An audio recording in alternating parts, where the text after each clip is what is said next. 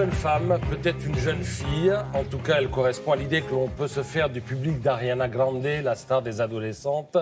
Elle est debout, le regard flotte un peu. On lui a arraché une partie de son jean, sans doute pour la soigner, car elle est blessée. Blessée, mais debout. Alors, on ne connaît pas son nom, on ne connaît pas sa vie, et c'est ce matin l'inconnue la plus célèbre du monde. C'est ainsi, à chaque fois qu'il se produit un drame, nous parvient un flot de photos censées raconter l'événement. Mais très rapidement, il y a toujours une photo qui se distingue des autres. On pourrait appeler ça la photo témoin, la photo iconique, la photo de l'événement. C'est la photo, en tout cas, qui fait la une et qui est naturellement choisie par la majorité des journaux, dont je peux vous dire qu'ils ont autre chose à faire à ce moment-là que de se concerter. Et de fait, c'est cette photo donc, que l'on retrouve à la une de plusieurs journaux ce matin et qui, à l'avenir, quand on les verra, nous fera immanquablement penser à l'événement. Alors, on ne trouve pas non plus que cette photo ce matin à la une de la presse britannique. Pour preuve, la une du Guardian, la photo iconique est en bas, en petit. Et une autre photo dit à peu près la même chose, à savoir qu'il a fallu soigner dans l'urgence des spectateurs forcément hébétés par ce qu'ils vivaient hier à Manchester. Voilà pour l'image.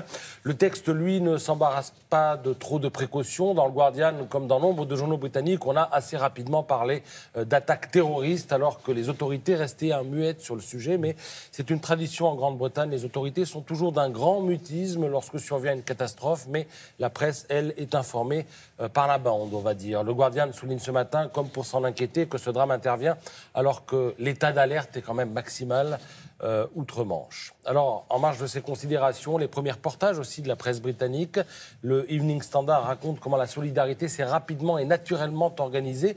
Dans la panique, beaucoup de parents ont été séparés de leurs enfants qu'ils accompagnaient au concert hier soir, et le Standard parle de ces bons samaritains au grand cœur qui ont offert un abri aux spectateurs paniqués. Le journal cite notamment un hôtel Holiday Inn situé tout près de la salle de concert. Et puis le journal note que comme à chaque fois qu'il y a ce type de drame, eh bien, les réseaux sociaux se sont activés hier et un hashtag s'est vite retrouvé en tête de tous les hashtags, Room for Manchester, une chambre pour Manchester ou à Manchester.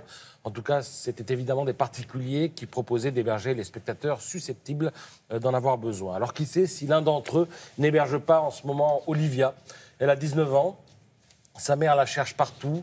La dernière fois qu'elle l'a eu au téléphone, c'était hier soir à 20h30, peu avant le concert auquel Olivia s'était rendue avec une copine. Et puis depuis, eh bien, pas de nouvelles, nous explique sur son site internet le Sun.